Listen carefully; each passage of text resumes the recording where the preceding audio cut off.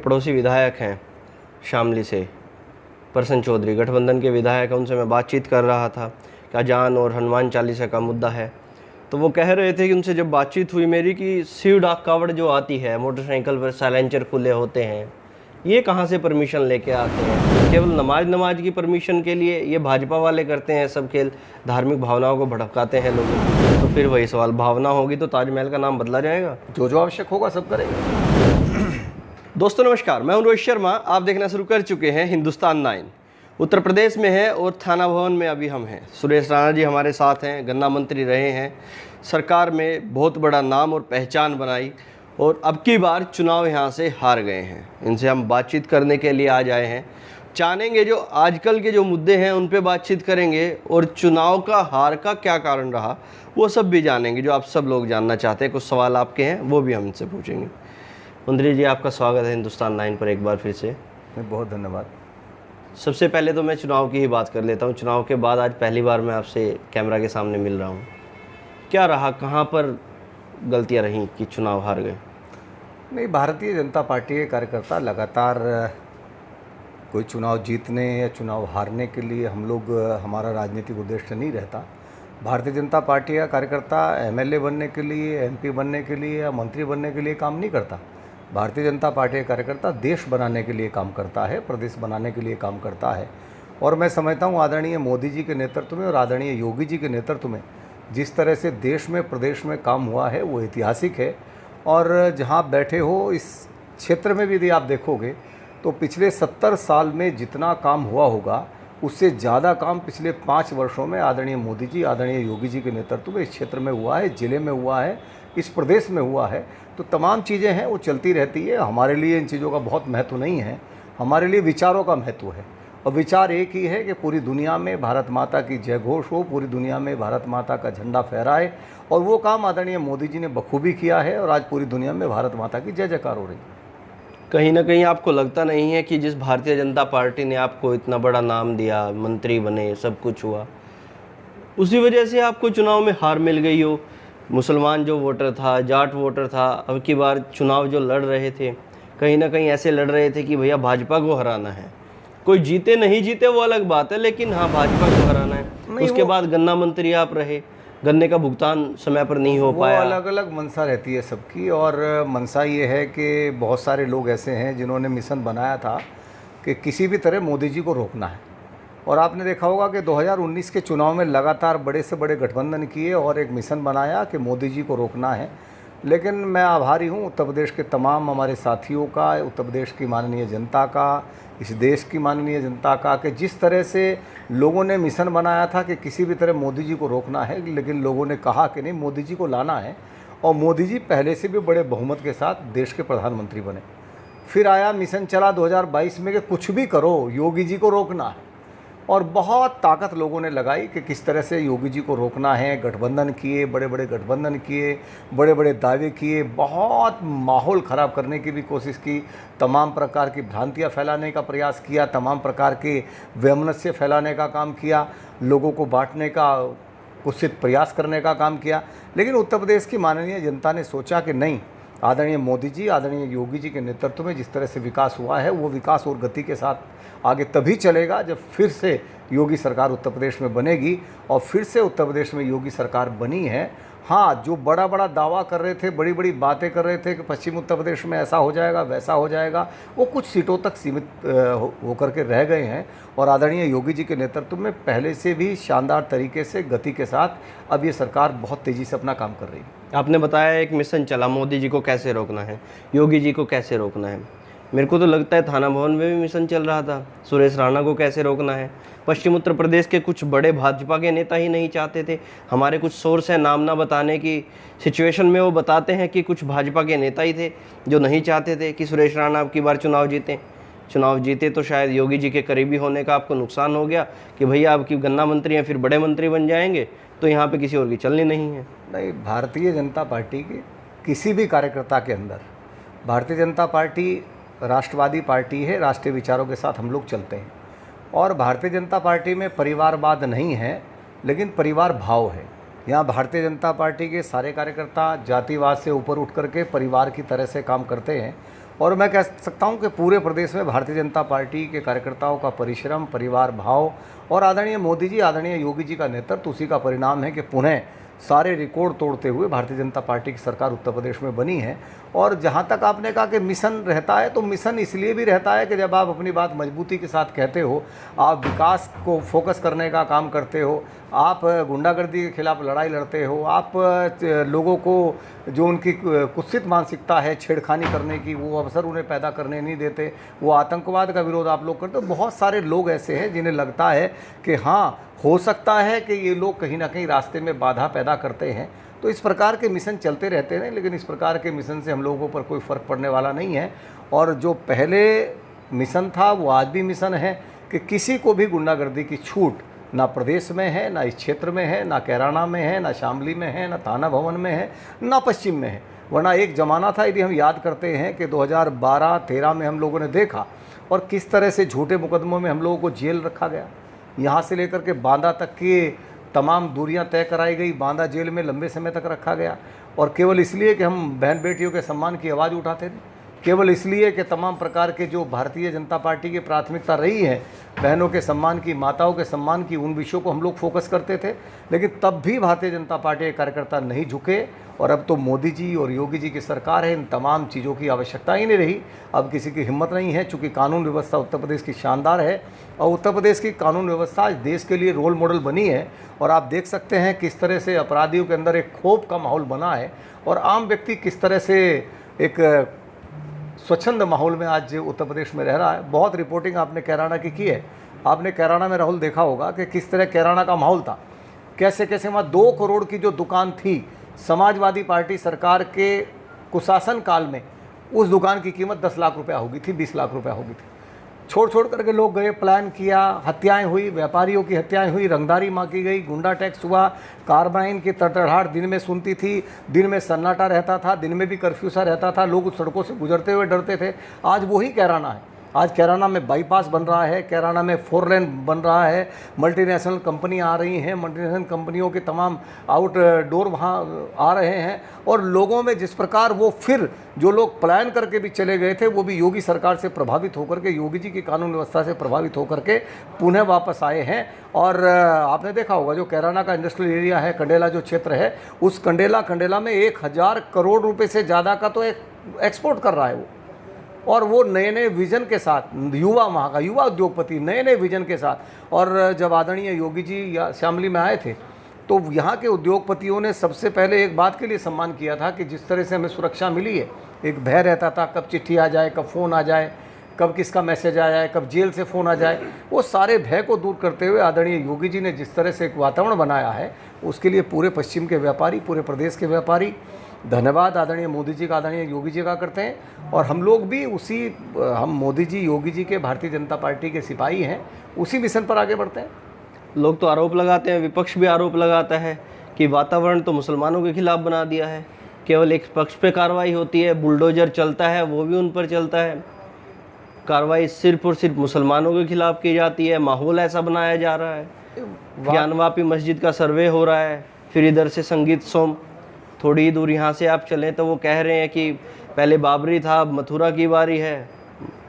ये माहौल क्या हो रहा है? दरअसल जहाँ तक माहौल की बात है, बहुत सारे लोग ऐसे हैं, बहुत सारे तथाकथित बुद्धिजीवी भी अपने को मानते हैं कि जब भी राष्ट्रवाद की लहर चलती है, उनके पेट में दर्द होता है। जब भी कोई माहौल बनता है तो उन लोगों को परेशानी खड़ी होती है। आप देखिए कि जिस प्रकार माननीय सुप्रीम कोर्ट का अभिनंदन करना चाहता हूँ कि आदरणीय मोदी जी के नेतृत्व में, आदरणीय योगी जी के नेतृत्व में जिस प्रकार एक वातावरण देश के अंदर बना है, प्रदेश के अंदर बना है, और माननीय सुप्रीम कोर्ट का जो फैसला है, भगवान श्री राम जन्मभूमि पर भव्य दिव्य राम मंदिर का निर्माण हो, तो वो भी आपने देखा होगा कि किस तरह से एकदम सौहार्दपूर्ण तरीके से, कोई पत्ता नहीं हिला। लोग बड़ी बड़ी बातें करते थे, ये हो जाएगा, वो हो जाएगा, पत्ता नहीं हिला। और धारा 370 आपने देखा होगा, यही लोग जो आज माहौल ख़राब होने की बात जो आप जिनके बारे में बोले, उन्हीं लोगों को मैं कह रहा हूँ। वो लोग बोलते थे धारा 370 हट जाएगी तो खून की नदियाँ बह जाएंगी। धारा 370 भी हटी, एक बूंद कहीं खून नहीं गिरा। उसका कारण है कि मोदी जी इस देश के प्रधानमंत्री हैं, अमित शाह इस देश के गृह मंत्री हैं, और उत्तर प्रदेश में योगी जी जैसा मुख्यमंत्री है। तो ऐसा माहौल है कि आज किसी की गुंडे की, मवाली की, राष्ट्र विरोधी की हिम्मत नहीं है कि किसी प्रकार वो सर उठा करके चल सके। सबका साथ, सबका विकास है, लेकिन किसी भी सूरत में किसी को भी ये छूट नहीं है कि वो गुंडागर्दी कर सके। एक नारा सुनते थे हम कि अयोध्या तो सिर्फ झांकी है, काशी मथुरा बाकी है। चलिए इतने तक था कि चलिए भाई यहाँ तक मान जाएंगे भाजपा वाले। ताजमहल को भी ऐड कर लिया, अब ताजमहल के भी कमरे खुलवाने पे लगे हैं। तेजो महल है, शिव मंदिर है, बता रहे हैं। आप ये कुतुब देखिए, मीनार को भी ऐड कर लिया, थोड़े दिन में लाल किले को भी बताएंगे। ये तो जागरण है, और आपने देखा भी होगा कि ये जागरण है। और जब आज ये समय है, और मैं तो कह सकता हूँ कि जब भारत माता की जय का नारा जापान में लगता है, ऑस्ट्रेलिया में लगता है, अमेरिका में लगता है, तो केवल भारतीय जनता पार्टी के लिए गौरव का विषय नहीं है, इस भारत के 125 करोड़ लोगों के लिए गौरव का विषय है। जब आदरणीय मोदी जी कहीं जाते हैं और प्रोटोकॉल तोड़ करके भी वहाँ का राष्ट्रपति मोदी जी को लेने के लिए आता है, तो ये भारत के 125 करोड़ लोगों की जय है। ये नरेंद्र मोदी जी की या भारतीय जनता पार्टी की जय नहीं है, ये इस देश के 125 करोड़ लोगों की विजय है, 125 करोड़ लोगों की जय है। और इसीलिए आपने देखा होगा कि ज्ञानवापी की आपने अभी बात की, अब सर्वे है, कोई कोर्ट में गया है, यदि सर्वे हो रहा है और सर्वे में तमाम चीज़ें आ रही हैं, तमाम चिन्ह आ रहे हैं, तमाम चीज़ों से स्पष्ट हो रहा है, तो क्या परेशानी है? सर्वे होने दो। कोई कानून का विषय, डरता कौन है? डरता वही है जिसके मन में कहीं ना कहीं डर होता है, भय होता है, जिसने गलती की होती है। जो गलती करता है वो डरता है, वरना यदि किसी ने गलती नहीं की, किसी को डर नहीं है, वो कहता नहीं, आइए आप सर्वे करिए, आप देखिए, आप पूरा अवलोकन करिए, और जो एविडेंस है, सारी एविडेंस आप देखिए। हमारे पास भी एविडेंस है। अब जब किसी के पास ना तो एविडेंस है, ना तर्क है, ना कोई वितर्क है, उनके पास केवल कुतर्क है, और कुतर्क ये है कि जो बोला, जो हमने कहा वही सही। तो ऐसा तो देश में होने वाला नहीं है। और आपने देखा भी होगा कि किस प्रकार का माहौल आज भारत का है, किस प्रकार का माहौल उत्तर प्रदेश का है। आज वो तमाम लोग जो राष्ट्र विरोधी मानसिकता के साथ चीज़ों को आगे बढ़ाते थे, वो तमाम लोग आज जय जयकार कर रहे हैं। तो क्या ताजमहल का नाम बदल देंगे? ऐसा कोई सर्वे सामने आया तो? विषय नाम बदलने का नहीं है। नहीं, पहले मुख्यमंत्री जी भी कहते थे कि समय आया तो बदल देंगे। विषय नाम बदलने का नहीं है, विषय लोगों की भावनाओं का सम्मान करने का। लोगों की जो पौराणिक चीज़ है ना, जो हमारी पहचान है, प्रयागराज हमारी पहचान है, अब लोगों ने कहा साहब नाम बदल दिया। अरे पौराणिक नाम देखो ना, प्रयागराज है भाई, तो प्रयागराज हमारी पहचान है, अयोध्या हमारी पहचान है, अयोध्या हमारी संस्कृति है, अयोध्या हमारी जान है। काशी मथुरा, अब आप देखिए, काशी विश्व की सबसे प्राचीनतम नगरी है। यहाँ तो इस उत्तर प्रदेश में ऐसे भी नेता हैं जिन्होंने बयान दिया था, हमारे पूर्व मुख्यमंत्री जी ने, कि काशी वो जाता अंतिम समय में व्यक्ति जाता है। तो जिन लोगों को कोई सांस्कृतिक आधार नहीं पता, जिन लोगों के पास देश के साथ उनका कोई जुड़ाव नहीं है, जिन लोगों को लगता है कि गुंडा, माफिया, मवाली उनका संरक्षण करना है, जिन लोगों को लगता है केवल धार्मिक उन्माद पैदा करके वोट की राजनीति करनी है, सरकार बनानी है, कैसे भी करना है, उन लोगों के लिए इन चीज़ों का कोई महत्व नहीं है। लेकिन भारतीय जनता पार्टी के कार्यकर्ता के लिए, भारतीयों के लिए, इस देश के उन तमाम लोगों के लिए जो देश से प्यार करते हैं, ये तमाम मुद्दे बड़े अहम हैं। और भावना जब होती है, जब देश खड़ा होता है, वो तमाम चीज़ें सरकारों को भी समझनी पड़ती है, सरकारों को भी उसके साथ चलना पड़ता है। तो फिर वही सवाल, भावना होगी तो ताजमहल का नाम बदला जाएगा? जो आवश्यक होगा सब करेंगे, मानेंगे नहीं, रुकेंगे नहीं। हमने कहा ना, भावनाओं के साथ और तमाम उन पौराणिक विषयों के साथ, सांस्कृतिक राष्ट्रवाद के साथ। सांस्कृतिक राष्ट्रवाद, अब आप देखिए, देश की आज़ादी के इतने समय बाद भी इससे बड़ा तुष्टीकरण क्या हो सकता है कि मथुरा, काशी, अयोध्या, आपने देखा होगा कितनी पूरी दुनिया में आज इन स्थानों की पहचान है, और इनके कारण भारत की पहचान। और वहाँ भी मैं अभी उत्तर प्रदेश सरकार ने जो शानदार काम किया है, मैं आदरणीय योगी जी का बहुत बहुत अभिनंदन करना चाहता हूँ। ये मथुरा वृंदावन को नगर निगम बनाने का हो, अयोध्या को नगर निगम बनाने का हो, भगवान श्री राम के नाम पर एयरपोर्ट बन रहा है, पूरा विकास का कार्य चल रहा है। काशी में जो माननीय प्रधानमंत्री जी ने जो अद्भुत काम किया है, किस तरह से कॉरिडोर का निर्माण हुआ है, मैं अभी गया था, मैं सच बता रहा हूँ। मैं इसलिए नहीं कह रहा हूँ कि भारतीय जनता पार्टी का नेता हूँ, या इसलिए कह रहा हूँ कि भारतीय जनता पार्टी का कार्यकर्ता हूँ। हाँ, मैं भारतीय हूँ, हिंदू हूँ, इसलिए गर्व के साथ ये बात कह सकता हूँ कि जब जैसे ही काशी परिसर में, मंदिर में प्रवेश किया, तो लगा कि ये परिवर्तन है, ये सांस्कृतिक धरोहर है, ये सांस्कृतिक राष्ट्रवाद है। जो कल्पना थी वर्षों से, सैकड़ों वर्षों से जिन लोगों ने, बहुत सारे लोगों ने बलिदान किया, जो कल्पना थी सांस्कृतिक राष्ट्रवाद, ये सांस्कृतिक राष्ट्रवाद है और इसे स्थापित करने का काम आदरणीय मोदी जी, आदरणीय योगी जी ने किया है। हम तो उनका रात दिन अभिनंदन इस बात के लिए करते हैं कि जो हमारी अस्मिता के बिंदु हैं, जो हमारी पहचान है, उन तमाम अस्मिता और पहचान के बिंदुओं पर वो काम कर रहे हैं। एक आखिरी सवाल मैं लेना चाहूँगा, आपके पड़ोसी विधायक हैं शामली से, प्रसन्न चौधरी, गठबंधन के विधायक हैं, उनसे मैं बातचीत कर रहा था कि अजान और हनुमान चालीसा का मुद्दा है, तो वो कह रहे थे कि उनसे जब बातचीत हुई मेरी कि शिव डाक कावड़ जो आती है मोटरसाइकिल पर, साइलेंसर खुले होते हैं, ये कहाँ से परमिशन लेके आते हैं? केवल नमाज की परमिशन के लिए ये भाजपा वाले करते हैं सब खेल, धार्मिक भावनाओं को भड़काते हैं लोगों की। देखिए, ये अपने आप में उत्तर प्रदेश में आपने देखा होगा कि किस तरह से जब लाउड स्पीकर को लेकर के, अजान को लेकर के नहीं, लाउड स्पीकर को लेकर के जिस प्रकार एक शानदार फैसला और उस पर माननीय मुख्यमंत्री जी ने सख्ती से निर्देश किए, तो ये उत्तर प्रदेश की कानून व्यवस्था देश के लिए रोल मॉडल ऐसे ही नहीं बनी। लोगों ने खुद माइक की आवाज़ कम कर ली। आप डराते हैं, बुलडोजर दिखा देते हैं। खुद लोगों ने अपने लाउड स्पीकर उतार लिए, इसलिए चूँकि उन्हें लगता है कि आदरणीय योगी जी ईमानदारी के साथ काम करते हैं। और रही बात कि कौन क्या बोल रहा है, कि जाकी रही भावना जैसी प्रभु मुहूर्त देखी थी वैसी, कुछ लोग उन तमाम राजनीतिक आधार पर भगवान शंकर की यात्रा निकलती है। योगी जी ने, आपको स्पष्ट है, योगी जी ने कहा था, जब कुछ लोगों ने, अब चूँकि क्या है कि आपकी पार्टी, आपने जो पार्टी की है उसी पार्टी के आधार पर आपके आचार विचार व्यवहार भी हो जाते हैं। अब देखा, समाजवादी पार्टी के समय में मुझे याद है मेरा बयान आया था तो हमारे खिलाफ भी कार्रवाई हुई थी।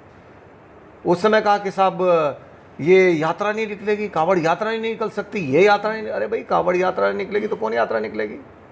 हम कराची में थोड़ी हैं, ये हिंदुस्तान है। और इसलिए कावड़ यात्रा भी निकली, और ये योगी जी की सरकार है, कावड़ यात्रा ही नहीं निकली बल्कि कावड़ यात्रा पर पुष्प वर्षा हुई। और वो तमाम लोग, जिन लोगों को इन चीज़ों से परेशानी है होती है, उनकी परेशानियाँ और बढ़ने वाली हैं, क्योंकि कावड़ यात्रा पर पुष्प वर्षा लगातार जारी रहेगी। और आपने देखा होगा कुंभ कैसा हुआ प्रयागराज के अंदर। जो भी हमारे धार्मिक मान बिंदु हैं, राष्ट्रवाद के मान बिंदु हैं, देश से की संस्कृति से जुड़े हुए मान बिंदु हैं, वो सारे मान बिंदुओं को गति देने का काम आदरणीय मोदी जी, आदरणीय योगी जी ने किया है।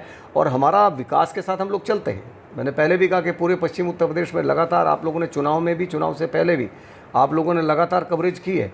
और आपने देखा होगा कि किस तरह से पश्चिम उत्तर प्रदेश बदला है। जो लोग बड़ी बड़ी बातें करने वाले थे, और आपने भी कहा कि भाई मिशन था कि भाई चुनाव हराना है, या मिशन था योगी जी को रोकना है, उन मिशन वालों से मैं पूछना चाहता हूं, क्या कभी एक सड़क बनवा पाए? एक सड़क, वो कोई नाम नहीं बता सकते, किसी बिजली घर का नाम नहीं बता सकते, किसी स्कूल का नाम नहीं बता सकते। अरे आज जिस प्रकार दिल्ली से लेकर के और देहरादून तक का रास्ता 2.5 घंटे का हो गया है, और यही बराबर से जा रहा है। अभी आदरणीय गडकरी जी ने कहा है, आदरणीय नरेंद्र मोदी जी की प्रेरणा से, किस तरह हमारे बगल से जा रहा है। शामली जनपद के अंदर 5 नेशनल हाईवे बने।